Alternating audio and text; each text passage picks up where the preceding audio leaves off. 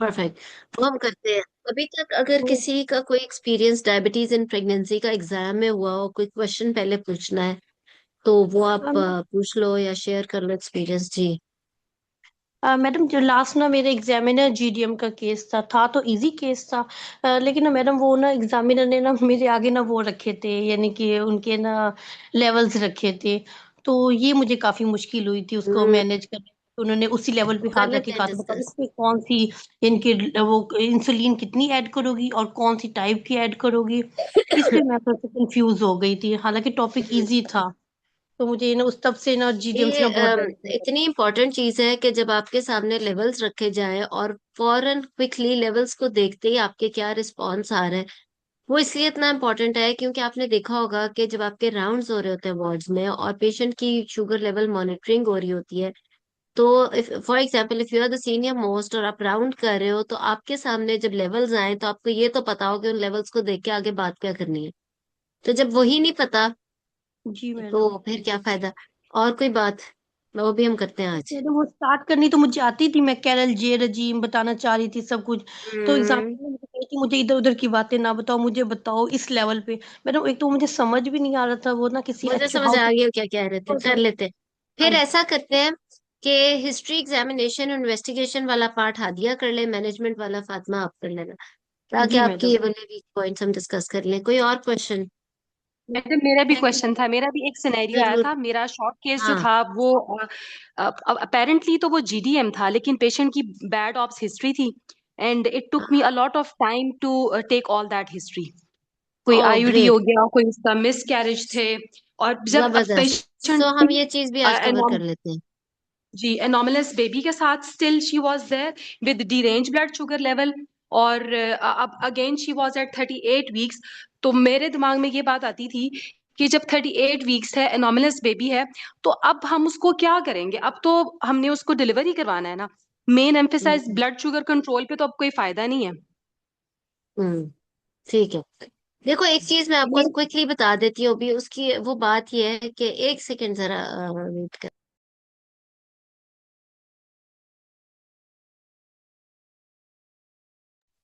अच्छा, मैं ये बात से कह रही थी, एक चीज, बैड ऑब्स्टेट्रिकल हिस्ट्री तो हम कवर कर लेंगे। एनॉमलस बेबी में, एनॉमलस बेबी में जब भी आपने डिसीजन लेना है, देखो वो ये खैर मेरी क्लासेस भी बहुत है, अभी बात एनॉमलस की हुई, ये बड़ा कंफ्यूजिंग चीज होती है, इसलिए मैंने कहा हर क्लास में मैं other than the topic I try कि वो चीजें छोटी छोटी टिप्स कवर करती जाऊँ। एनॉमलस बेबी में एक जेस्टेशनल एज इंपॉर्टेंट होती है कि किस जेस्टेशनल एज पे वो patient. Number two, yes, wish of the parents बहुत इंपॉर्टेंट है। नंबर थ्री, सिंगल एनॉमली है या मल्टीपल एनॉमलीज है। नंबर फोर, अगर उसकी कैरियोटाइपिंग या जेनेटिक टेस्टिंग हुई है तो उसके क्या रिजल्ट्स हैं। सो ऑफ कोर्स अगर पेशेंट फॉर एग्जांपल 20 वीक्स पे प्रेजेंट कर रहा है और उसका मल्टीपल एनॉमलीज है, जैसे हाइड्रोकेफलस भी है और एक दो और भी चीजें उसके साथ अटैच्ड है, विच शोज कि there is going to be poor prognosis. उसके बाद तीसरी चीज पेरेंट्स विश आ जाता है। ऑब्वियसली पेरेंट्स अगर अलाउ कर रहे हैं तो termination of pregnancy is indicated. We don't have the karyotyping report available in Pakistan, हम नहीं कराते मल्टीपल एनॉमलीज में, हम उसको डिक्लेयर करते हैं एज अ सिंड्रोमिक बेबी और हम बैड प्रोग्नोसिस डिक्लेयर करते हैं। Of course multidisciplinary team involvement is important, neonatologist is important, radiologist, वो सारी की फीडबैक के बाद ये डिसीजन लिया जाता है। अच्छा, उसके बाद अगर ये पेशेंट प्रेजेंट करता है लेट जेस्टेशन पे, स्पेशली आफ्टर 30 और 32 वीक्स, अब क्या होता है कि अब दो तीन चीजें, अब एक जेस्टेशन एज बेशक पुअर प्रोग्नोसिस है। अगर आप डिलीवर करोगे बेबी तो प्री टर्म का एलिमेंट ऐड हो जाएगा, यानी कि बेबी पुअर प्रोग्नोसिस का भी हो और साथ में उसका वो लाइफ पैदा होगा, but obviously baby will not expire immediately. उसकी वजह ये होती है कि वो बच्चा सरवाइव कर रहा होता है और फिर वो नर्सरी में रहता है, फिर वो नर्सरी से पेरेंट्स को हैंड ओवर कर दिया जाता है because it's a pre term baby और it's a child, life child. उसको उतनी ही केयर चाहिए होती है जितनी कि नॉर्मल बच्चे को। तो वो एक कह लो कि extra psychological financial burden parents के ऊपर होता है। तो इट्स बेटर कि तब ये डिसाइड किया जाए कि प्रेगनेंसी को टर्म तक ही ले जाए। उससे ये होगा कि एटलीस्ट नॉर्मल डिलीवरी के चांसेस बढ़ जाते हैं। प्री टर्म में डिसीजन लेके, प्री टर्म यानी 32 वीक्स पे डिसीजन लेके, एक तो ऑपरेटिव डिलीवरी के चांसेस ज्यादा, दूसरा ये कि अलाइव बेबी पैदा होके प्री टर्म का एलिमेंट ऐड हो गया। नॉर्मलस बेबी यानी care of anomalous baby with pre term baby आप हवाले कर रहे हो फैमिली के। तो उससे ज्यादा बेहतर फिर ये होता है कि आप टर्म तक ले जाके एटलीस्ट उसका नॉर्मल डिलीवरी के चांसेस हो गए, but again after discussing with the parents.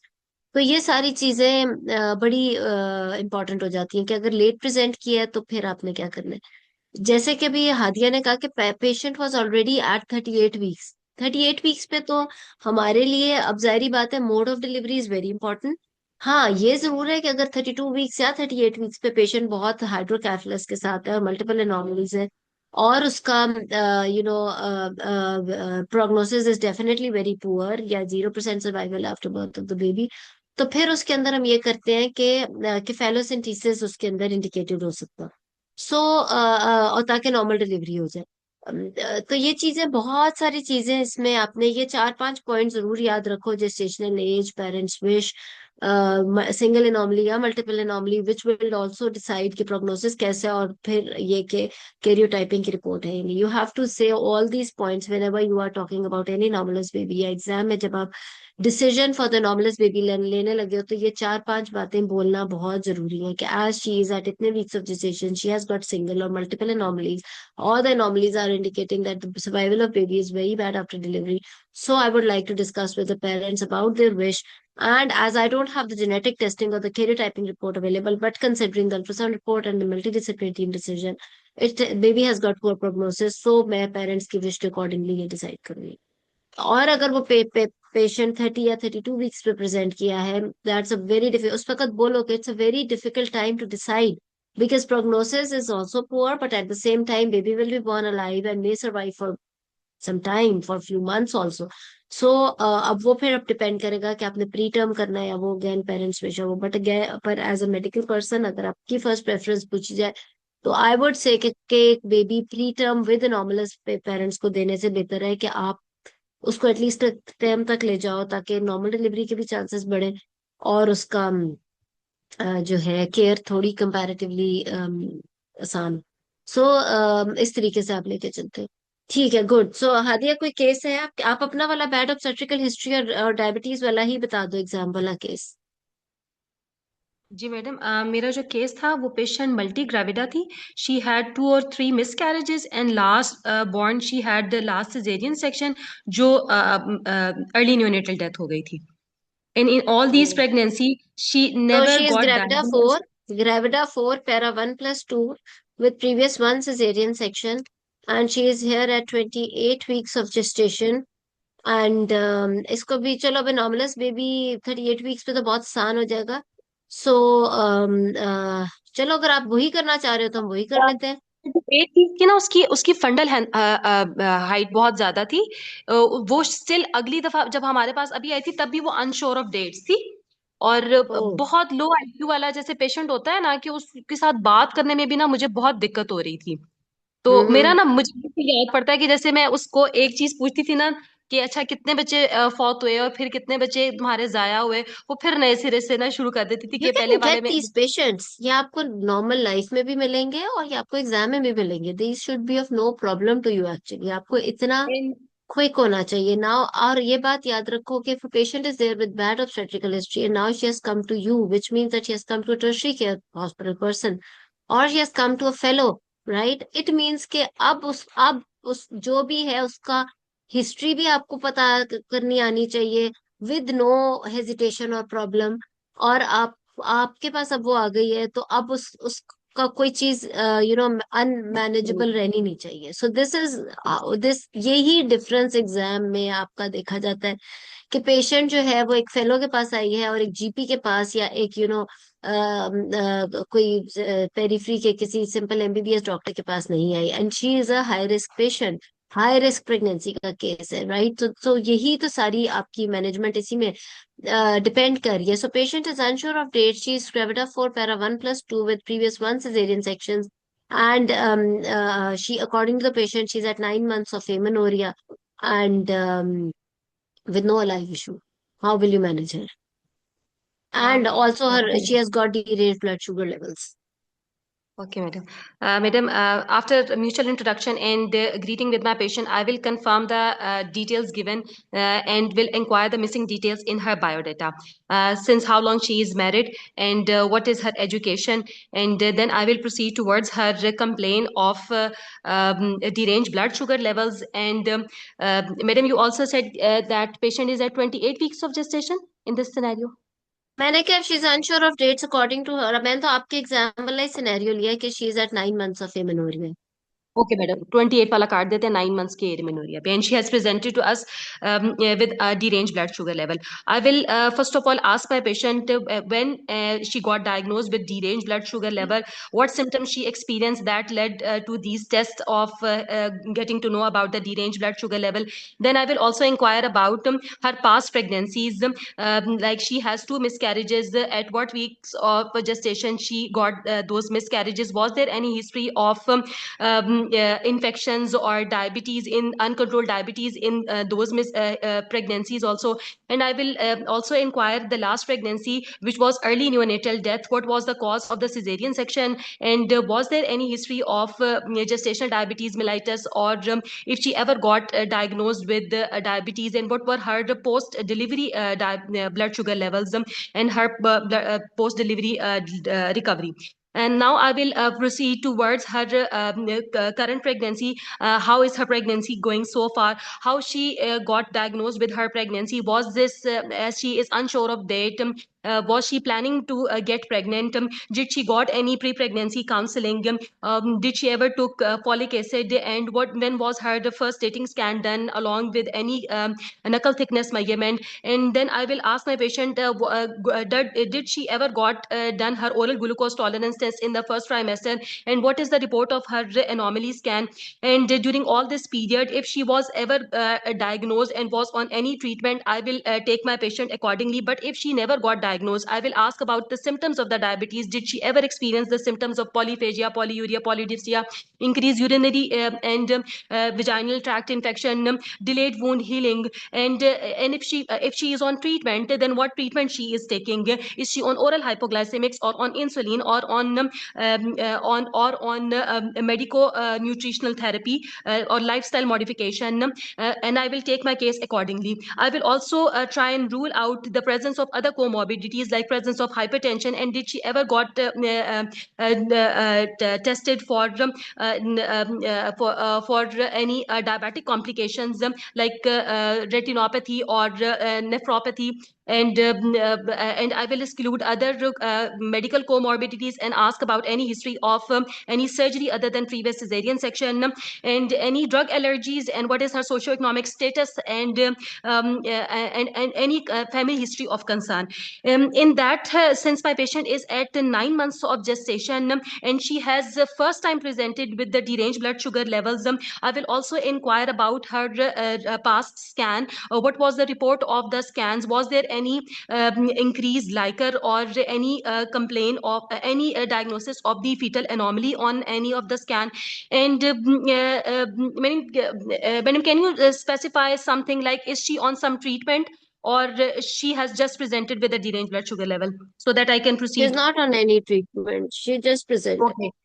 She just with presented deranged with level. deranged blood sugar level. Madam, with that, I will be doing her then examination. I will check her BMI and her vitals, followed by thyroid and breast examination and her chest examination.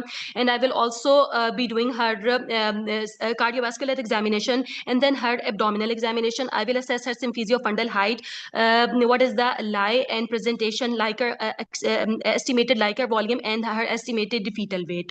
And is there any scar tenderness present at this time or not? And madam, then I will proceed towards the investigation. Madam, can you please give me any investigation, if you baseline investigations, and apart from baseline investigation, the specific one, अभी I need 6 blood. Investigations का time नहीं आया, 2 minute आप रुक जाओ. Examination हम थोड़ा और भी कर लेंगे. अच्छा, सो योर हिस्ट्री वाज मतलब ऐसी थी कि शायद एक मैनेजमेंट बहुत अच्छी हो तो फिर आप पास हो जाओ, वरना पास नहीं हो सकते. उसकी वजह ये है कि ये पेशेंट जो है ना, ग्रेविडा 4 पैरा 1+2 है. डायबिटीज से पहले बड़ा मसला हमारे लिए कि she has got no live issue, which means के इसके लिए हमें ना काफी कुछ इंक्वायर करना है।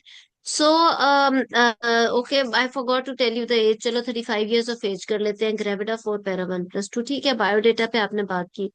उसके बाद आपने थोड़ा सा देखो बात यह है, जैसे कि अभी फातिमा ने कहा कि उन्होंने मेरे सामने ब्लड शुगर लेवल्स रखी है और मुझसे वो मैनेज नहीं हो रहा था, और मैंने आपसे कहा कि आपका first response, the way you start you know answering the examiner, कि आपके सामने ब्लड शुगर लेवल्स आई हैं और आपका पहला जो रिस्पॉन्स है वहीं से ही आपका फर्क शुरू हो जाता है एक एवरेज कैंडिडेट और एक आउटस्टैंडिंग कैंडिडेट का। और पास सिर्फ आउटस्टैंडिंग नहीं होना है वहां पे, ठीक है, वन बाकी होना तो पास नहीं होना। सो द थिंग इज के जब आपका ये बैड ऑब्स्टेट्रिकल हिस्ट्री क्या है, एक स्टोरी की तरह बोलना आप शुरू करो। You started little haphazardly. आपने बीच में बहुत एक्स्ट्रा बातें भी बोल रहे थे, वो नहीं बोलनी, आपने सिर्फ फोकस बातें बोलनी है। इसलिए मैं अपनी अक्सर क्लासेस में कहती हूँ कि हर टॉपिक का आपने, जैसे अभी हमने आपने नॉर्मलस बेबी की बात की, मैंने आपसे कहा ये 5 बातें अगर आप नहीं बोलोगे नॉर्मलस बेबी के डिसीजन से पहले, तो your answer is incomplete, you may not even pass, चाहे आपने ठीक मैनेज किया हो। जब तक आप ये पांचों बातें, या ये आपके फिंगर टिप्स पे होनी चाहिए कि मैडम शी इज एट इतने gestational age, she has got single anomaly और मल्टीपल एनॉमलीज विच शोज के प्रोग्नोसिस कैसा है। मेरी मल्टी डिसिप्लिनरी टीम ने बताया कि प्रोग्नोसिस बुरा है, जिसकी वजह से मुझे पेरेंट्स की विश देखनी है, और मेरे पास क्रियोटाइपिंग रिपोर्ट नहीं है, but because my multi discipline. ये 4-5 बातें बोलोगे ही तो फैसला हो सकता, नहीं इनमें से एक बात भी आपने मिस कर दी ना, you have given the decision without talking about genetic reporting और karyotype, you have taken the decision without detailed asking the parents की विश को डिटेल में इंक्वायर किए बगैर, या आपने डिसीजन दे दिया मल्टी डिसिप्लिनरी टीम तो आपका you you are an average candidate then, ठीक है ना, और एवरेज कैंडिडेट तो वहां नहीं पास होना। Similarly if she is a case of bad obstetrical history, अगर आप आए बाय शाये की बातें पहले करोगे, कैविलिन मतलब एक्स्ट्रा वर्ड्स एक्स्ट्रा बातें अपनी हिस्ट्री में बोलोगे, तो you are an average candidate. तो आपने बोलना है कि she is gravida 4 para 1+2, she has got no live issue, her history dates back from the first pregnancy, right. First pregnancy में मिसकैरेज हुआ क्या हुआ, वो आपने बहुत डिटेल में बोली बातें, which is okay, but you did not talk about the last pregnancy which was previous one caesarean section and no life issue, early early neonatal death, उसकी तो आपने मुझे डिटेल बताई नहीं। So bad obstetrical history is always better, जैसे भी अगर आपने अपना पैटर्न बनाया, but be very focused, be very clear, और इधर उधर की बातों से वो नहीं होगा। तो आपने सारा प्रीवियस वन की हिस्ट्री लेनी है, अर्ली न्यूनेटल डेथ, कितने दिन वो बच्चा लाइव रहा, कहाँ रहा, नर्सरी में रहा, वेंटिलेटर पे रहा या नहीं रहा, उसको हार्ट का प्रॉब्लम था, एबनॉर्मेलिटी क्या थी क्या नहीं थी, क्या उस वक्त कोई उसकी शुगर मॉनिटर हुई, या बच्चे की कोई शुगर लेवल उसे पता हो कि हाइपोग्लाइसीमिक को। You have to show your knowledge about diabetes at the same time with very focused and short sentences, ठीक है। उसके बाद जब आपने प्रेजेंट प्रेगनेंसी शुरू की, तो ऐसे हाय बाय शाय करके नहीं, मतलब कि 10 दफा आपने एक ही बात को बोला कि क्या वो प्लान करी थी या नहीं करी थी, या ये स्पॉन्टेनियस प्रेगनेंसी या नहीं, pre pregnancy, which is okay, but उससे पहले आप ये करो कि क्या वो क्रॉनिक डायबिटिक है या नहीं।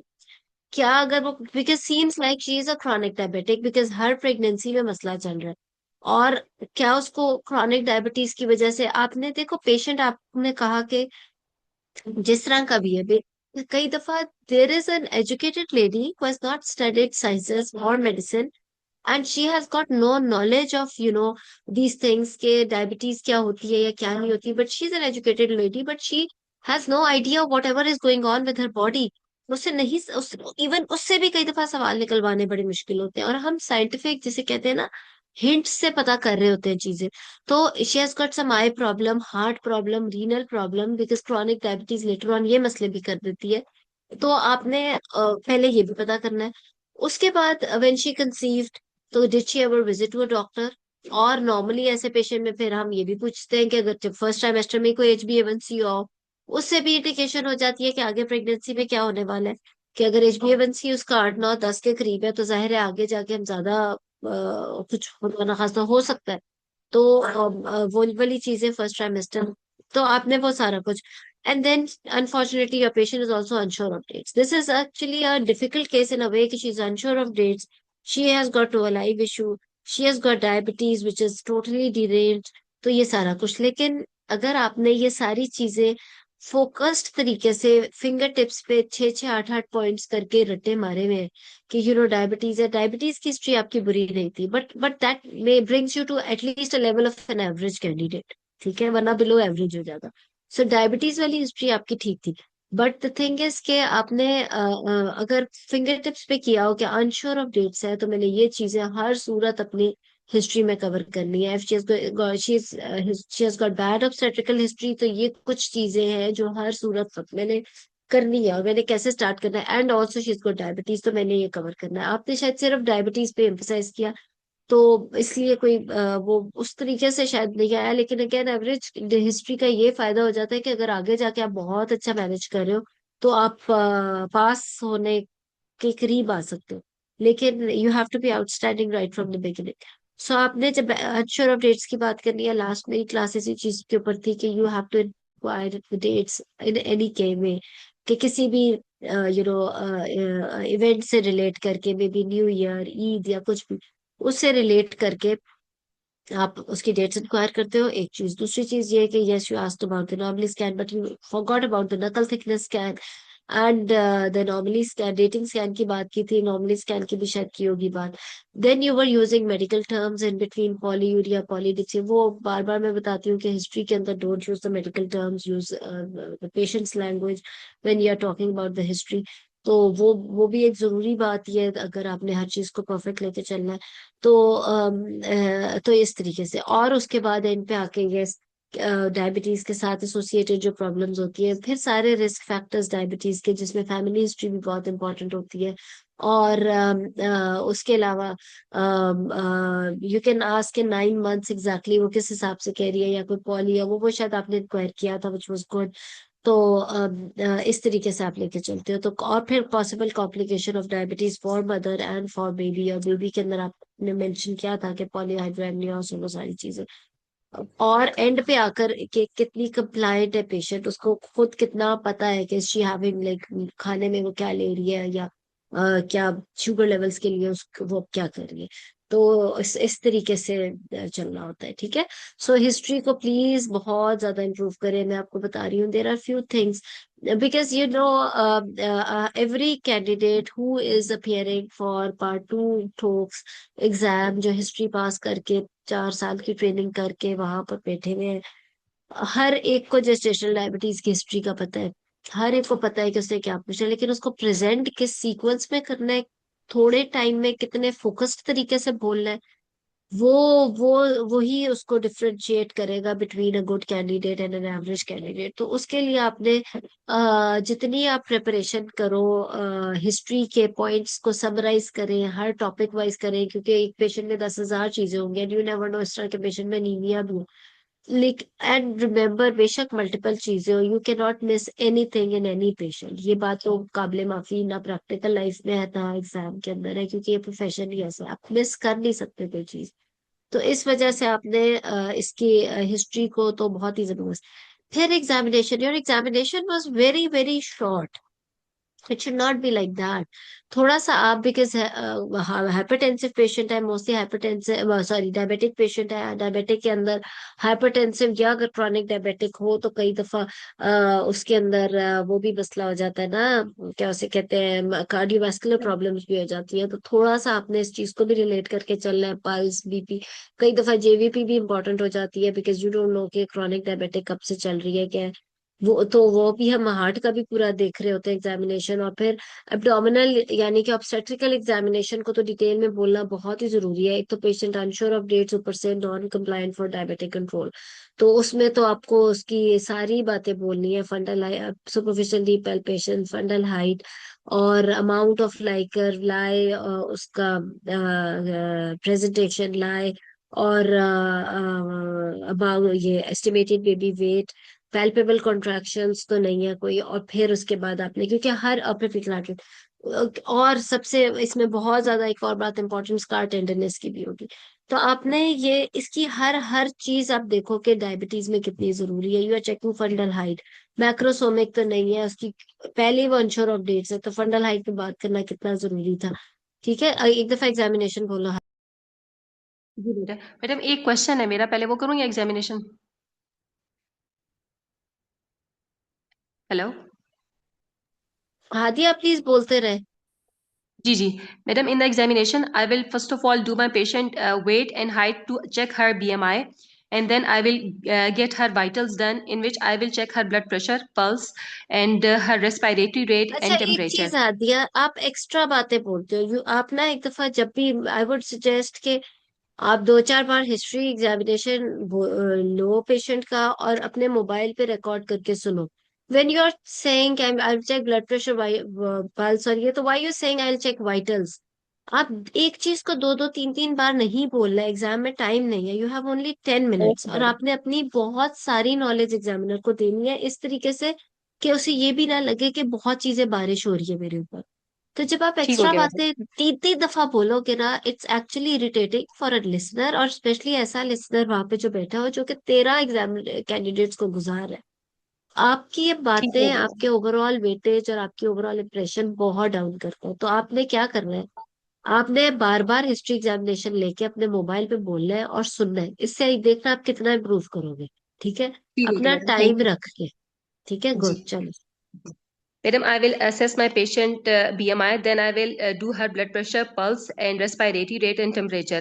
Then I will examine her thyroid and breast examination. Then I will perform cardiovascular examination and chest auscultation. And then I will proceed toward per-abdominal examination. In per-abdominal examination, I will check her symphysiofundal height. I will assess the lie and presentation, assess estimated fetal weight and Leica volume, and any scar tenderness present or palpable contraction positive or not. ठीक है। अच्छा देखो, अब आपने जो बोला वो था हर उस पेशेंट में जो ऑब्स का पेशेंट। ठीक जी है, मैडम। अब मैं आपको बताती हूँ। ये पेशेंट है diabetic, bad obstetrical history, unsure of dates. अब वहां पे अगर स्टेशन आपका 10 मिनट का है और उसके अंदर history, examination, investigation, for example management भी है, और आपने एग्जामिनेशन, बिकॉज इस पेशेंट का examination has got too much, बहुत ज्यादा इंपॉर्टेंस है इसकी, क्योंकि आपका हिस्ट्री और एग्जामिनेशन से ही तो पता चल रहा है इसकी डेट्स और इसका आगे क्या मैनेजमेंट। तो अब अगर आप सिर्फ फोकस्ड बोलो एग्जामिनेशन, तो I would like to do her general physical, focused general physical examination in this patient. अब इस पेशेंट में क्या फोकस्ड है?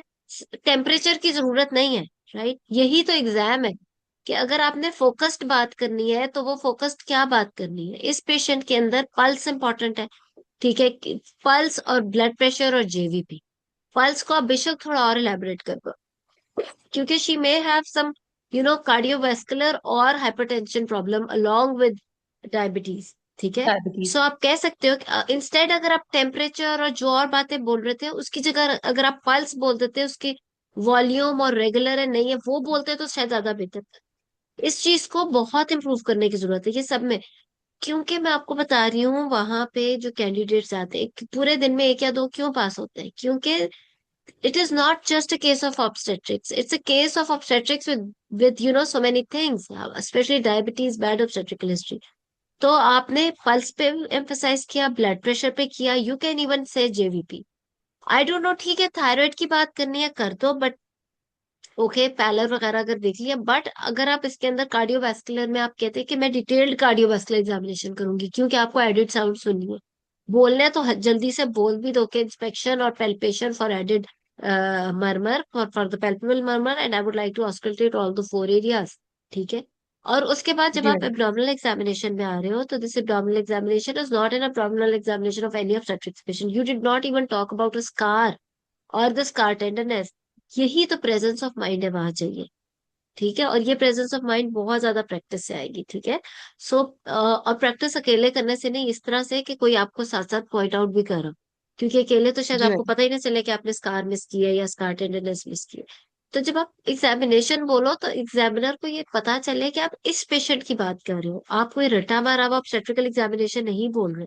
ठीक है, तो जी आपने इस चीज को उस पे ही अप्लाई करके बोलना है कि मैं इंस्पेक्शन करूंगी, मैंने स्कार देखना है, उसके बाद। बट देन डोंट टॉक के इंस्पेक्शन को डिटेल में बोलना शुरू कर दो, सिर्फ स्कार की बात करो और आगे चलो। फिर पेल्पेशन पे आओ, फंडल हाइट पे आओ, प्रेजेंटेशन लाए, एक्सेट्रा एक्सेट्रा।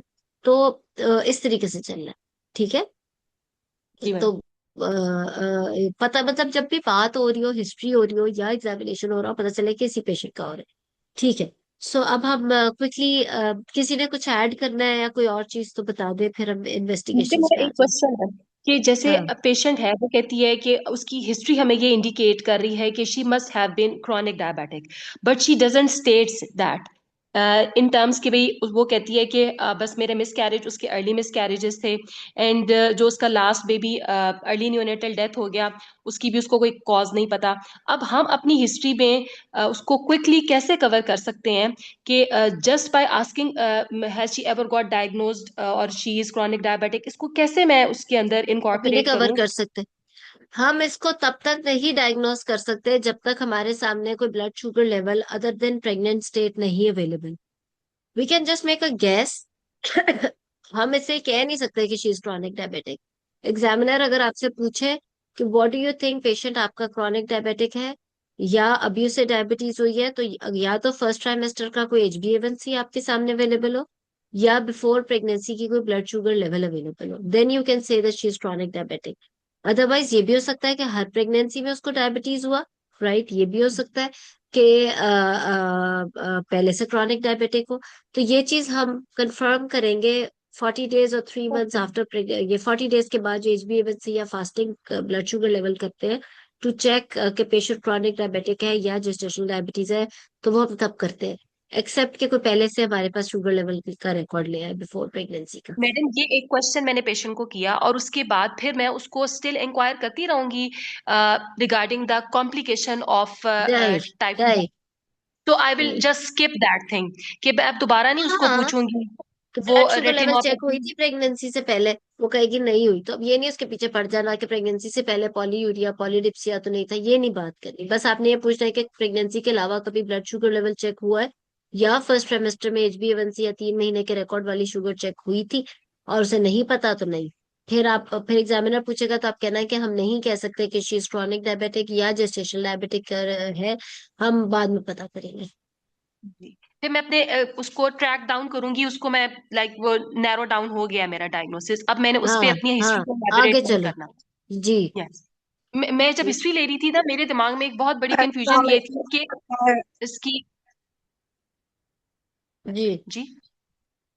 जी मैडम बोले थैंक यू। हाँ जी। जी ठीक है, मैडम थैंक चलो you good. For all this correction madam, thank you very much. Welcome. ठीक है, चलो गुड। इन्वेस्टिगेशन कौन सी लोगे हादिया? जी madam, in the investigation I will start madam from थोड़ा बेसलाइन। सा एक बीच में क्वेश्चन है, ताकि आप साथ में कंटिन्यू में बता दें। मैडम ये जो है, जो 6 हम रीडिंग्स करते हैं, तो उसमें जो हमें सिखाया गया अपने वार्ड में, वो -90 और -120 करके फिर हम उसको 2/3 1/3 में डिवाइड करते हैं। तो इसी तरीके से करना है हमें? आप क्या मैनेजमेंट की बात कर रहे हो? जी मैडम, मैनेजमेंट में वो जो भी सिक्स हम करते प्रोफाइल। हैं, don't worry.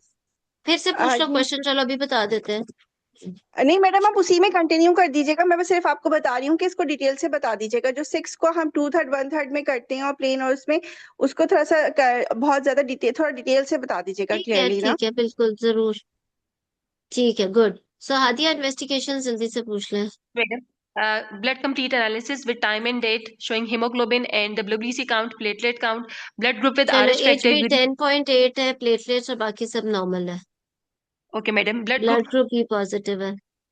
B positive madam, urinary for glycosuria plus proteins nitrates। ग्लाइकोज +2 है, बाकी सब नॉर्मल है। Okay madam, madam any findings of hepatitis C and B, HIV? Negative. Negative. Okay madam, in the specific I would like to know the finding of earlier scan, any dating scan available? Not available.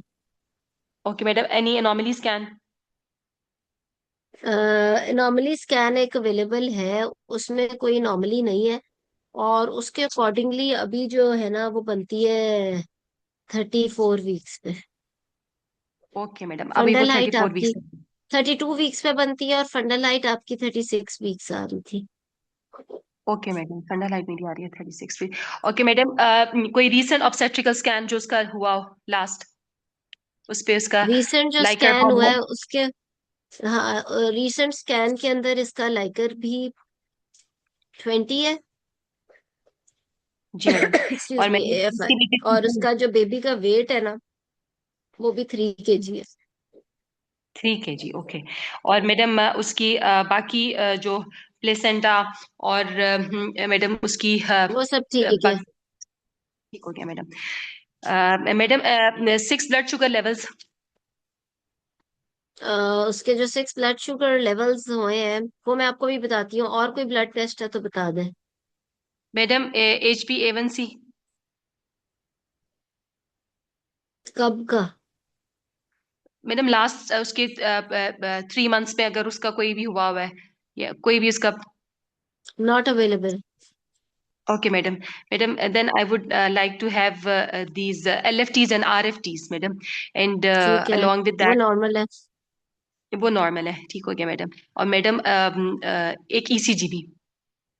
ठीक है। और madam बस। Fundoscopy. जी madam, fundoscopy ठीक है। और फिर जी okay और जी। कोई टेस्ट किसी ने, कोई इन्वेस्टिगेशंस?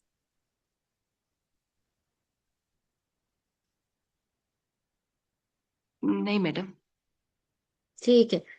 कोई सीरियल ग्रोथ स्कैन मांग सकते हो या डॉपलर अल्ट्रासाउंड मांगोगे? ठीक है, एक चीज। दूसरी चीज, ये इतनी इंपॉर्टेंट बात है कि इस पे पास फेल होने वाली बात है। अच्छा, उसके अलावा ये कि yes you you will ask about the treatment ticket जो वो इस वक्त हॉस्पिटल में होते हुए ले रही है। और उसके अलावा treatment ticket, blood pressure record उसका हॉस्पिटल में, और जी शुगर मैडम। लेवल्स मैंने कहा, अभी मैं आपको बताती हूँ बाद में। और मैडम और फीटल किक काउंट चार्ट और सीटीजी। ठीक है, ये चीजें आप पूछोगे या मांगोगे अपने एग्जामिनर से, क्योंकि patient is in the hospital और प्रेजेंट स्टेट आपको इसी तरह पता चलेगी। ठीक हो अल्ट्रासाउंड गया में मैडम। मैंने आपको कहा कि patient according to the normally scan, या चलो थोड़ा सा early scan, she is at 32 weeks. अब उसकी फंडल हाइट 36 वीक्स है, और मैंने आपको काफी गड़बड़ चीजें दे दी इसके जी मैडम, रिसेंट उसका scan. Weight, estimated fetal weight But उसकी but then you will ask about the Doppler scan in specific. Also, you will ask about the serial growth scans if they were done or not. ये important बात थी। Doppler जी madam. Scan आप कब कब ops में कराते हो, ये इतनी इंपॉर्टेंट बात है। एक मिनट। मैडम डॉपलर अगर पेशेंट को साथ प्री एक्लेम्शिया भी है या क्रॉनिक डायबिटिक है और उसको साथ में उसके साथ कोई वेस्कुलर डिजीज है, तो then we hmm. Do Doppler monitoring, and from 26 to 28 weeks onward we should be doing a मैं serial growth बताती scan हूँ, along with। कुछ स्पेसिफिक इन्वेस्टिगेशंस है हमारी फील्ड में, जैसा कि डॉपलर ऑप्स में, एमआरआई और सीटी गाइनी में। ये चीजें ना अगर मांगने चाहिए और ना मांगो तो you should not pass your exam. और अगर ये चीजें नहीं मांग ली हैं और नहीं मांगनी थी तो again you will not pass your exam, क्योंकि हमारे मुल्क के लोग भी गरीब है, हमारा मुल्क भी गरीब है। हम एक्स्ट्रा इन्वेस्टिगेशंस इस किस्म की नहीं कराएंगे। इसलिए गलत भी नहीं मांगनी, और जहां जरूरत है और नहीं मांगी तो इससे ये पता चल रहा है एग्जामिनर को कि आपको नॉलेज ही नहीं है कि आपने कब मांगनी थी। ठीक है, तो ये प्लीज क्लैरिटी करके जाना कि कब, क्योंकि इस पे जाकर एग्जामिनर आपको पकड़ लेगी। डॉपलर अल्ट्रासाउंड एक तो आपने तब मांगना है जब आपकी फंडल हाइट और जेस्टेशनल एज मैच नहीं कर रही। ये मैं आपको निशानियां बता रही हूँ, टिप्स बता रही हूँ कि एग्जाम में आपको एग्जैक्टली पता, और ऑब्वियसली प्रैक्टिकल लाइफ में भी ये चीजें हेल्प कर देंगी। जब आपकी फंडल हाइट और आपकी डेट्स मैच नहीं कर रही तो आपने डॉपलर मांग लेना है। चाहे वो आपका पॉली की तरफ जा रहा है, चाहे वो आपका मैक्रो की तरफ जा रहा है, चाहे वो एसजीए की तरफ जा रहा है, चाहे वो ओलिगो की तरफ जा रहा है, चाहे वो ट्विंस की तरफ जा रहा है, चाहे वो फाइब्रॉइड विद प्रेगनेंसी की तरफ जा रहा है केस। यानी कि जिसमें fundal height is not a reliable thing, जिससे कि जेस्टेशनल एज आपकी कंफर्म रीडिफाइन हो रही है, उसमें आपने डॉपलर जरूर मांग लेना है। एक चीज। दूसरा, जैसे आदिया ने कहा, chronic diabetic, chronic hypertensive, auto immune disease में, इन सब में रिकमेंडेड है कि डॉपलर एक 28 वीक्स पे कराएंगे और एक 32 वीक्स के बाद ऊपर। अगर ये दो डॉपलर ठीक आए फिर और नहीं कराएंगे। तो क्रॉनिक डायबिटिक और क्रॉनिक हाइपरटेंसिव के अंदर आप 28 और 32 वीक्स पे करा लोगे। उसके अलावा तो जाहिर ही बात है, जिसमें एसजी है या इंश्योर अपडेट्स है या जिसमें सीरियल ग्रोथ स्कैन करा रहे हो या जिसमें आप नॉन ओलिगोहाइड्रोनियस है, उन सब में तो आप डॉपलर कराओगे। ठीक है, तो ये चीज आप प्लीज याद रख लो कि डॉपलर आपने कब कराना और कब नहीं कराना। Okay, good. जी मैडम। सो ये इन्वेस्टिगेशंस हो गई। तो जब भी डायबिटीज और हाइपरटेंशन का केस आए तो आप उसका blood pressure record while during her stay in the hospital मांगोगे, उसका ट्रीटमेंट टिकट मांगोगे, उसकी सीटीजी मांगोगे of course 32 weeks and beyond पे, उसका फीटल किक काउंट चार्ट भी मांगोगे। तो ये चीजें आप साथ साथ, और ट्रीटमेंट टिकट बहुत इंपॉर्टेंट कि अभी वो क्या मेडिसिन ले रही है हॉस्पिटल में, ठीक है। ब्लड शुगर लेवल्स क्या क्या चाहिए, HbA1c आपने कहा, मैं वैसे I don't think third trimester में एक्स्ट्रा पैसे खर्च कराने वाली बात है पेशेंट का HbA1c कराना। जी मैडम, सो नहीं करना आई चाहिए। डोंट गेट, या यू डोंट नीड HbA1c में थर्ड ट्राइमेस्टर। हाँ, नॉट आप कह गोइंग टू सकते हो कि मैडम अर्ली जी। ट्राइमेस्टर का कोई HbA1c है, उससे ये जी मैडम। फायदा होगा कि एग्जामिनर कई दफा आपसे कहते हैं कि आप थर्ड ट्राइमेस्टर में खड़े हो के आपने अर्ली ट्राइमेस्टर का HbA1c क्या आपकी मैनेजमेंट फर्क करेगा, तो यू कैन से कि मुझे जाहिर है अगर अर्ली में ही उसका 9-10 HbA1c चल रहा है तो विच शोज के एनॉमलीज भी हो सकती है बच्चे में, एंड दैट शोज के आगे जाके कॉम्प्लिकेशंस हो सकती है प्रेगनेंसी की। इसलिए अगर वो मुझे बता देगा कि अगर शुरू में हुआ है, लेकिन थर्ड ट्राइमेस्टर में मेरी मैनेजमेंट में कोई फर्क नहीं लाएगा HbA1c। सो क्या क्या जी। ब्लड शुगर लेवल्स चाहिए हादिया? एक फास्टिंग। हाँ, सो इस पेशेंट की फास्टिंग जो थी 1 डे बैक की, जब आप ब्लड शुगर लेवल्स मांगो तो ये भी मांगो कि 1 डे बैक की है या कब की है। सो 1 डे बैक की इसकी fasting was 130। 1:30 madam, 1 hour post breakfast. It was 200। 200 and then madam pre lunch. So pre lunch was 140। 140 madam, post lunch. It was 160। 160 madam, pre dinner. So pre dinner was 120। 120 madam, post dinner.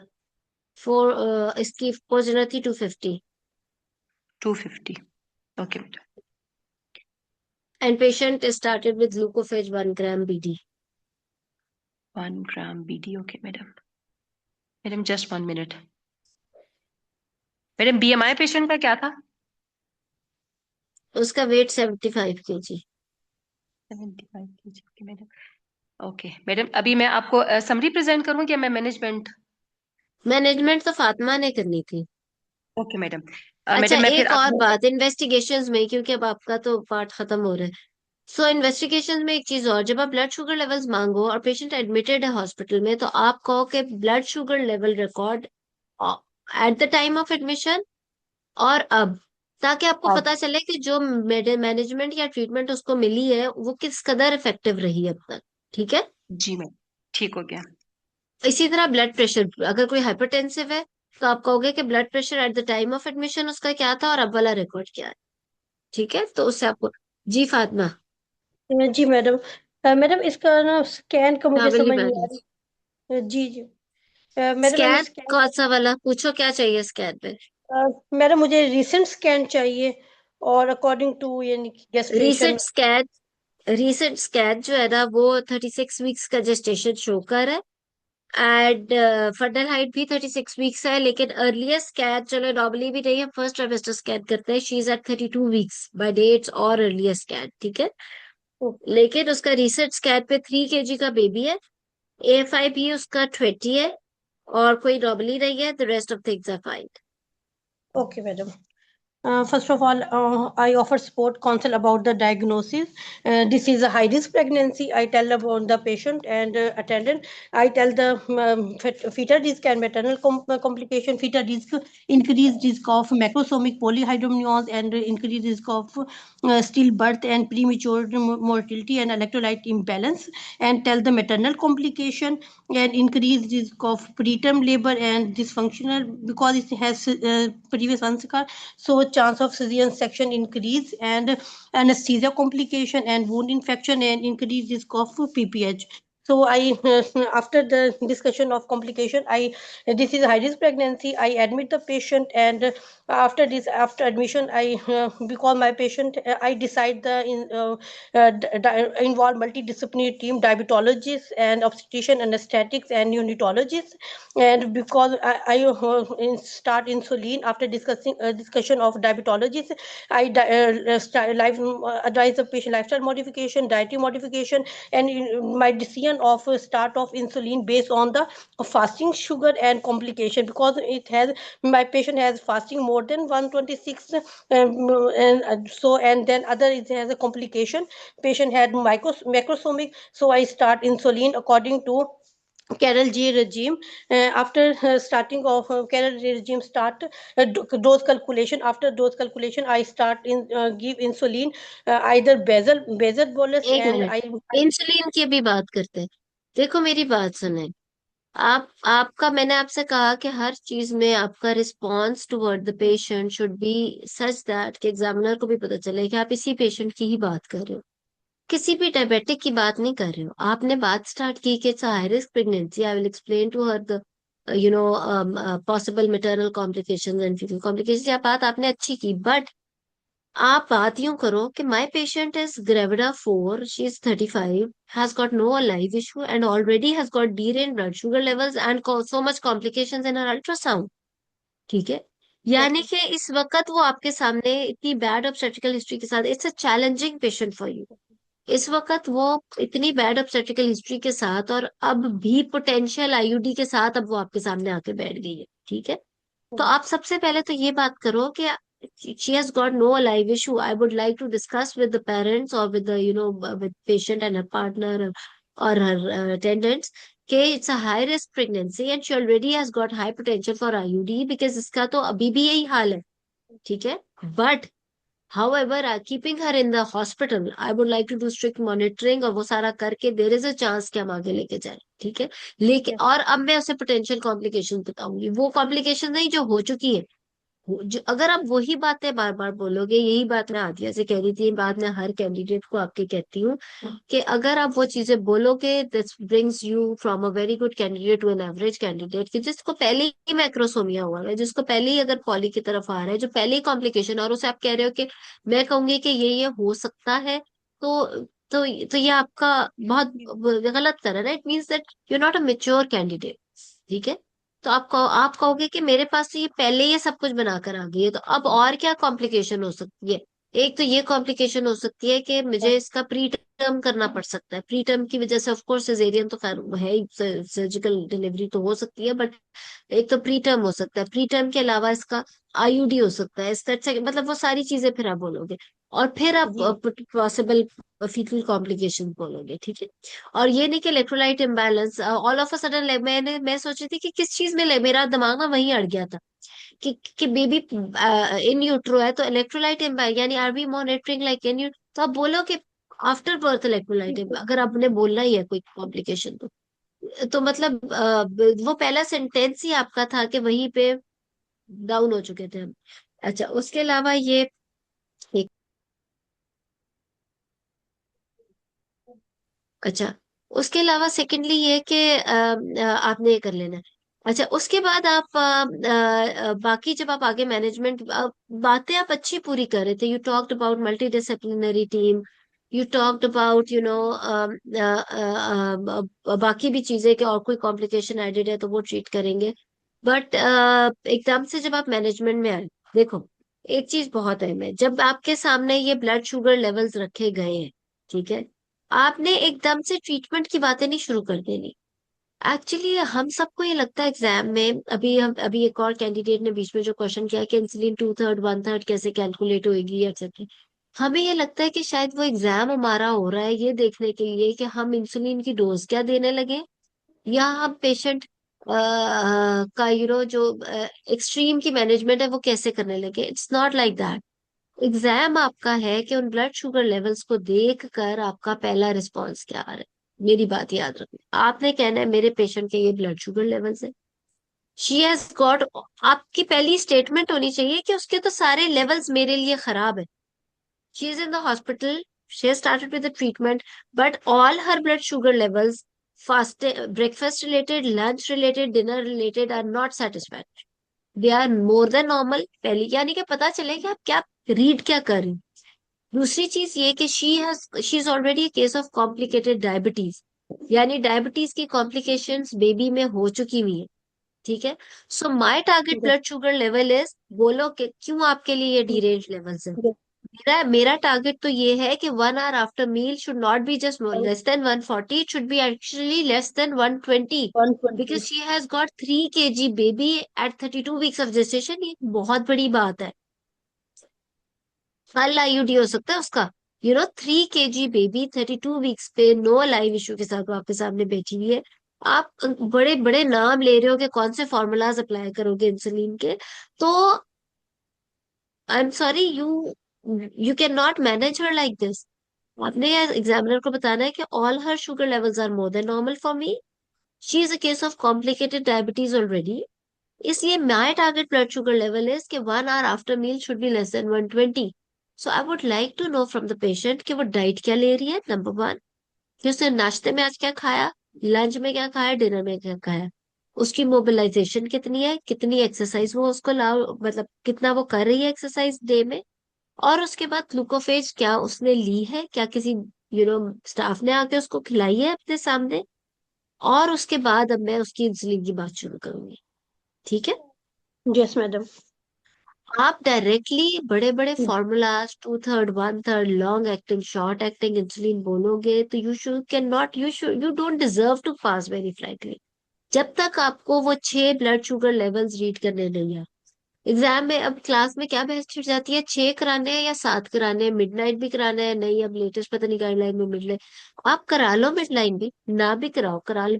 ये तो theoretical बातें हैं, ये जो बड़े बड़े formulas आप बोल रहे हैं ये सारा कुछ थ्योरी में आप लोग पास कर आए। ये सही भी करो या नहीं भी सही करो, nobody is bothered in your exam. Bothered ये है कि आपने इस केस को पकड़ा कैसे, क्या आपको एहसास हुआ कि she is got, she is 35, she suffered a lot, gravida 4 with no live issue with a known cause of IUDs और नीनेटल डेथ आपके सामने बैठी है। नोन कॉज का मतलब ये है कि ट्रीटेबल कॉज है, और अब वो आपके सामने आ गई है। तो इस चीज का एहसास अगर खुद भी करो और एग्जामिनर को बताओ कि इस चीज का कितना ज्यादा आपको एहसास है, आप बताओ कि she is gravida 4, no live issue with uncontrolled blood sugar levels and now already a complicated case of diabetes, all her blood, it's a panicky situation for you. ठीक है, उसका आज आईयूडी हो गया तो क्या फायदा हुआ कि वो आपके पास आई, या कल हो गया तो क्या फायदा। तो उससे तो आपने एक एक चीज इंक्वायर करी है, 6 लेवल्स आपके लिए इतनी बड़ी चीज है, आप कहोगे क्या, आई वांट टू नो कि जिसके फास्टिंग के डिरेज लेवल्स हैं उसने नाश्ते में क्या खाया था, उसने ग्लूकोफेज ली थी कि नहीं ली थी दोपहर, एंड देन टॉक अबाउट सामने इंसुलिन। नाश्ता लगा, आपकी चाय लगी हुई है उधर, नहीं इधर। Excuse me. तो आप इस तरीके से करोगे। अब दोबारा से बताओ फातिमा, मैनेजमेंट दोबारा बोले Okay. Quickly. First of all, I offered support very empathetically. I first of counsel all second of all की स्टेटमेंट्स ही बोली होती है जी, अब बताएं। I offer support counsel about the diagnosis. This is a high risk pregnancy because patient has a gravida 4 para 1 plus 2 with previous one scar with no live issue. I tell the patient the complication because my patient has this time baby has complicated pregnancy, complicated pregnancy because it has macrosomic with the deranged sugar level. So I give the patient fetal kick count chart because high risk of stillbirths, and other is I monitor after dieting dieting counseling and involve multidisciplinary team. I monitor level. I start insulin with the liaison of diabetologists. After my aim is to sugar level before breakfast less than 95, and 1 hour post prandial 120 less than 120. After the monitoring of the monitor of the sugar level when the my aim level achieved. After this I performed Doppler, fetal Doppler, and when the level control, and then I give steroid cover after because my aim is to, because patient is very high risk and increased risk of preterm labor. At the time of DEXA cover, I monitor the monitor sugar level and start and increase dose when the dose 20 okay, to अब आप 40%. बताओगे क्या insulin in sugar levels पे क्या insulin add करोगे। Okay, madam. Madam, I increase start to increase insulin by basal bolus regime. When the dose after calculation of dose, I start insulin regular dose 8 a.m., 2 p.m. and 8 a.m. and other is fourth NPH long acting because my patient has a fast increased fasting level. So I साहब। increase hmm. NPH what long. Levels. हाँ हाँ। Yes, क्या madam. Levels, क्या levels दोगे बताओ। Insulin की madam. Units बताएं, dose बताएं ना क्विकली, ये तो बताना ही है। देखो मैंने ये नहीं कहा कि आपने इंसुलिन की डोजेस नहीं बतानी, वहां पे आपने बोलना है, लेकिन उससे पहले वाली बातें बहुत इंपॉर्टेंट है जी, बताएं। जी madam, after calculation of the dose, my patient has almost 75 kg, almost it's level unit 70, almost 70, 70 units. So I start 70, 30, 20, 20, 15, 15, 15 of morning, no, afternoon and night, and NPH 20 unit NPH. So level, madam, okay 15, 50, madam, 50, 45, almost 65 units. Madam 65 हो जाएंगे, तो उसको मैं 16 units कर दूंगी madam. 16 units उसको मतलब 3 time, और नाइट में उसके 20 यूनिट्स। ठीक है। Okay fine. और फिर देन और फिर आगे आप कैसे मॉनिटर करोगे? ओके देखो मैडम, बिल्कुल ठीक है। व्हेन बोलो। Madam when level doctor basic. क्या मरुआ, यहाँ पे मुझे पूछना है कि जो हम दूसरा फॉर्मूला यूज करते हैं जिसमें हम डोज कैलकुलेशन जो है वो फास्टिंग और रैंडम को माइनस करके और फिर हम हम्म उसको 2/3 और 1/3 मॉर्निंग इवनिंग में डिवाइड करते हैं, तो उस तरह से नहीं हम कर सकते? बाई बिल्कुल कर फेजिंग सकते हैं, बिल्कुल कर सकते हैं। मैडम, वो बाई उसमें फेजिंग। क्योंकि हमें ज्यादा एक्यूरेट हो जाते हैं, हम उसको 9 देखो बात ये है, सही हम बात है, फास्टिंग बताओ, को आप 50 भी से ठीक कह माइनस रहे हो, करते हैं और फातिमा भी ठीक कह रही है। रैंडम आप को बिल्कुल ठीक है। 126 देखो से देर आर माइनस करते different insulins, there is a regular and NPH, there is NovoRapid, Levemir, अब 70/30 वाली भी कुछ लोग दे रहे होते हैं, सो देर आर डिफरेंट इंसुलिन्स। आप बिल्कुल मैडम जैसे उसमें आसिया हम ने कहा, मैडम उसमें जो है बिल्कुल वो ठीक। हमारे पास दोनों हम यूज करते हैं ना, उसमें फिर क्योंकि हम आसिया जो का इसलिए मॉर्निंग वाली होती है। इंटरेस्टिंग तरीका है, क्योंकि उसमें लेवल्स के अकॉर्डिंगली ब्लड शुगर आ रही है, लॉन्ग मैडम हम इंसुलिन उसमें के जो है यूनिट्स आ वो रहे हैं, किसी के ज्यादा ये लेवल्स मॉर्निंग होते हैं, वाली। किसी के कम होते हैं। जो फातिमा जी ने मैडम। रिजीम बताई उससे एटलीस्ट मिनिमम यूनिट्स पता लग जाते हैं। अगर इसी पेशेंट के खुदा ना खास्ता 300 में होते हैं, तो फिर जाहिर है हम इससे ज्यादा इंसुलिन से मैडम शुरू जैसे करते हैं। जो मैं बता रही हूँ तो हमें जो मैडम उसमें हम में 2/3 देते हैं, इवनिंग में जो है वो 1/3 देते हैं, फिर मॉर्निंग वाली को 2/3 1/3 में हाँ, डिवाइड करते हैं और इवनिंग वाली को हाफ हाफ में, लाइक हाफ रेगुलर देते हैं और हाफ जो है वो एनपीएच ये भी देते हैं ठीक है। ना। तो देखो मैं इससे ये आपको होता है। बताती हूँ, बिल्कुल आप सही कह रहे हो। मेरा एक मशवरा ये है कि अगर तो आपको जिस तरह की मैंने शुगर लेवल्स आज दी उस तरीके से दी जाए, तो सीम्स लाइक के बहुत हाई डोजेस की जरूरत नहीं है इंसुलिन की, ठीक है ना? तो उसमें तो फातिमा वाली रिजीम ठीक है। अगर तो बहुत हाई डोजेस आ रही हो, तो फिर आसिया वाली ठीक है मोस्टली।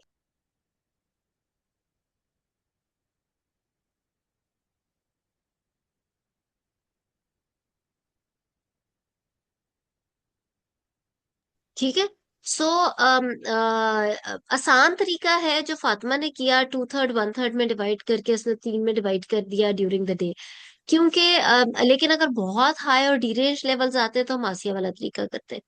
इस वक्त मैंने क्योंकि बहुत हाई नहीं भी दिया, जैसे 200 पोस्ट ब्रेकफास्ट है, 160 पोस्ट लंच है, और इस तरह से, तो फिर हमारा इस तरह से भी काम चल गया कि हम इन यूनिट से कर ले। अगर बहुत हाई हो तो फिर हम आसिया वाला तरीका, तो पता दोनों ही तरीके होने चाहिए।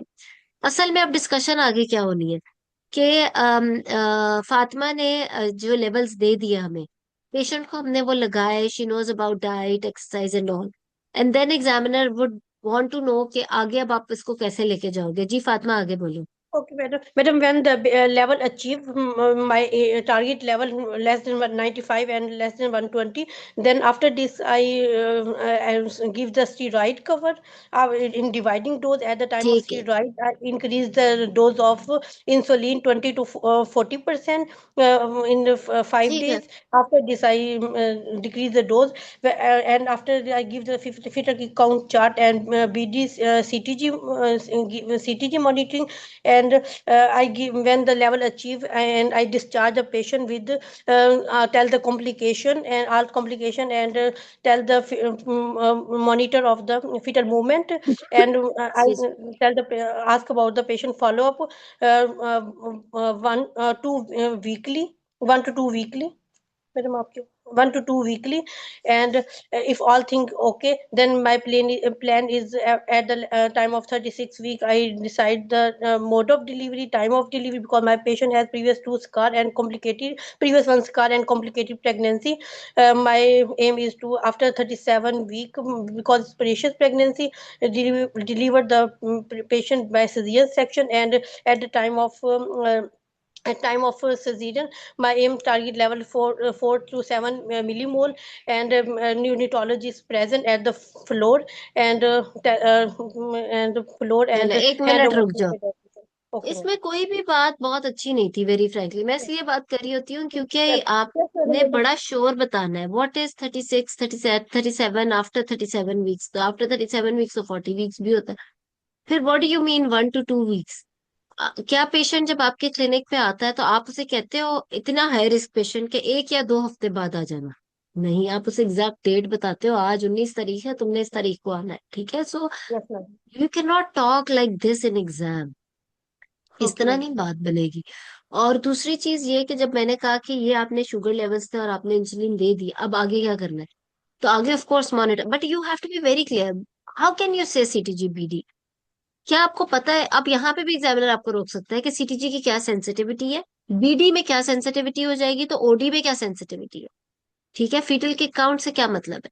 सो जो बात करनी है आपने एविडेंस बेस्ड करनी है, आपने बहुत प्रिसाइज करनी है। हवाओं वाली बातें ना, हवाओं वाला एग्जाम है ना, हवाओं वाली डिग्री है ना, हवाओं में पेशेंट मैनेज होता है। सो प्लीज आपने जब आगे बोला, आपने कहना है कि अब ये मैंने मैनेजमेंट स्टार्ट की है, I would like to keep her in the hospital, will monitor her in the same way, keeping a check on her diet and exercise as well. और उसके साथ साथ व्हेन द शुगर लेवल्स आपने कहा कि मेरे टारगेट के करीब आ जाएंगे, okay, I would like to give her dexa cover. Dexa cover में बिल्कुल ठीक बोला, 20% आपने बढ़ा दी, या फिर कुछ लोग स्लाइडिंग स्केल करते हैं। During the time of dexa cover I will explain to my patient के शुगर लेवल्स बढ़ जाएंगी, जिसकी वजह से हमने इंसुलिन बढ़ा दी, और मॉनिटरिंग जारी रहेगी। और फीटल मॉनिटरिंग में आप क्या क्या करो, सीटीजी ओडी काफी है, बीडी से कोई Okay, छाछर madam. नहीं। जी. 24 आवर्स का कवर, क्योंकि सीटीजी की वैसे ही सेंसिटिविटी कम है। Number 2, bio fetal kick count chart आप ट्वाइस अ डे देते हो, ठीक है? तो fetal kick count chart BD हो जाता है और सीटीजी ओडी में काफी होती है। उसके अलावा आप जब डेक्सा कवर देने के बाद I would like to keep her in the hospital. इस तरह के पेशेंट में बेशक आप biophysical profile twice a week कराते रहो।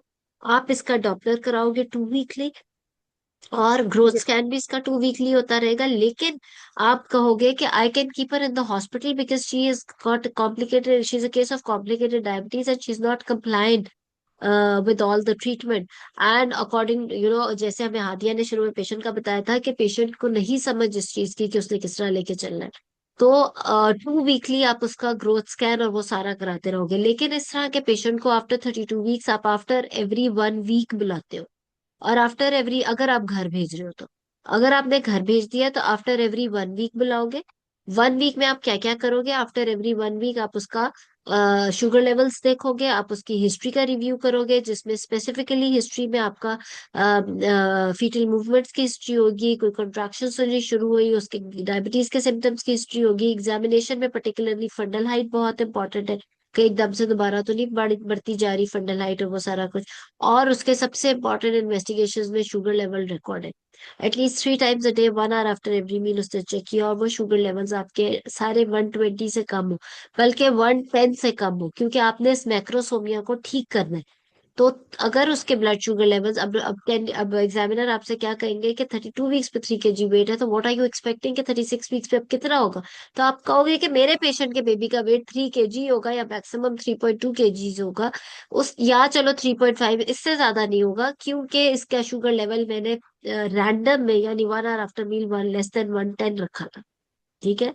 मेरा जी. टारगेट ये था कि मैं इसके शुगर लेवल रैंडम में ही 110 से कम रखूं, इसलिए मेरे पेशेंट का बेबी का वेट तो नहीं और बढ़ा, और लाइकर भी उसका ठीक हो गया, क्योंकि शुगर मैंने इतनी स्ट्रिक्ट कंट्रोल की है।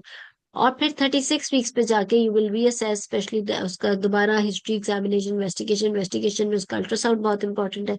अगर उसका लाइकर, क्योंकि आपने एग्जाम में कहना है, क्योंकि शुगर लेवल मैंने इतना स्ट्रिक्टली लेके चली हूँ कि अब उसका लाइकर ठीक है, बेबी का वेट 3 या 3.2 kg तक है, तो अब मैं उसको 38 वीक्स तक भी लेके जा सकती हूँ। और फिर 38 वीक्स पे you can plan caesarean section, ठीक है? Yes, madam. तो इस तरीके से आपने you have to be very sure. और इवन कुछ लोग तो एग्जाम में और भी एफिशिएंट बनने के लिए और भी अच्छा बनने के लिए डेट बोलते हैं कि इसकी LMP ये है तो मैं इस डेट पे इसका करूंगी caesarean. No, you have to be that precise. और यस आप मैडम। हवाओं में बोल रहे हो कि मैं उसे 1 to 2 वीकली बुलाऊंगी और मैं उसे आफ्टर 37 वीक्स में कर दूंगी डिलीवर। मतलब not like that, she is not an ordinary patient. अब ये पेशेंट आपके पास आ गया है तो she should go back with an alive baby. उसकी गोद में एक अलाइव बेबी जाना चाहिए, डेड बेबी नहीं जाना चाहिए उसकी गोद में, खुदा ना खास्ता। इतनी मैडम बड़ी जिम्मेदारी है। ठीक है, तो be very precise, be very accurate in your management जी। मैडम मैं इसमें कहना ये चाहती थी कि वीक में 2 टाइम उसको बुला के मैं उसके रिकॉर्ड देखूंगी, यानी कि कन्वे 2 टाइम्स गलत की। बुलाने की बात, देखो जो भी इतने हाई रिस्क पेशेंट्स होते हैं ना, उसमें अगर जहां आपने 2 वीकली बुलाना है वहां वीकली बुला लो, जहां वीकली बुलाना है वहां 2 वीकली बुला लो। तो नॉर्मली 32 वीक्स पे हम 2 वीकली बुला रहे होते हैं पेशेंट को, तो फिर वीकली बुला लो। लेकिन अगर वो बहुत नॉन कंप्लायंट है या आपको लगता है कि गड़बड़ कर देगी, तो you can keep her in the hospital till delivery. ये इतनी इंपॉर्टेंट बात है। Yes madam. ऐसे पेशेंट्स को हम महीनों महीनों हॉस्पिटल भी रख लेते होते हैं। यस ऐसे ही है मैडम। ना। तो इस तरीके से फिर आप लेके चलोगे। चलो, किसी ने कोई क्विकली क्वेश्चन करना है तो कर ले। Madam thank you so much, बहुत अच्छा आपने बताया। Thank you. वेलकम। मैडम बहुत ये शुक्रिया, आपने छोटी बहुत छोटी सारे बातें हैं क्वेश्चन के जो माइंड में आप हमें बिल्कुल भी नहीं कोई बताता है ऐसे जिस तरह से आप एक्सप्लेन करती हैं। वाकई में हमें अपने आप को ना वो इतने ज्यादा एक्स्ट्रा वर्ड्स बोल रहे होते हैं और आपको खुद ही अपना सब टाइम आता है। वेस्ट आप करते लोगों हैं। को इंटरेस्टिंग बात यह है बिकॉज आप लोगों ने ट्रेनिंग की है। सबसे बड़ी बात यह है कि रिटर्न पास कर लिया है, विच मीन्स कि आता सब है, लेकिन उसको प्रेजेंट कैसे करना है। और you all feel the same for the patient. I know आपके जहन में यही बातें चल रही होती है, पर इस चीज को आपने एग्जामिनर तक कन्वे बहुत क्लैरिटी से करना है, और एग्जामिनर यही सुनना चाह रहे हैं। ठीक है, और यही डिफरेंशिएट करता है between an an average candidate and outstanding candidate, कि आप उस चीज को कन्वे कर दो किसी तरह एग्जामिनर को। तो वो आपने इस तरीके से ही करना है। ठीक है, यस मैडम। थैंक यू चलो good. Madam. You madam welcome. Next topic. Madam कल मैडम आप नेक्स्ट एक और टॉपिक। क्लास ले लें, डायबिटीज पे एक और केस करा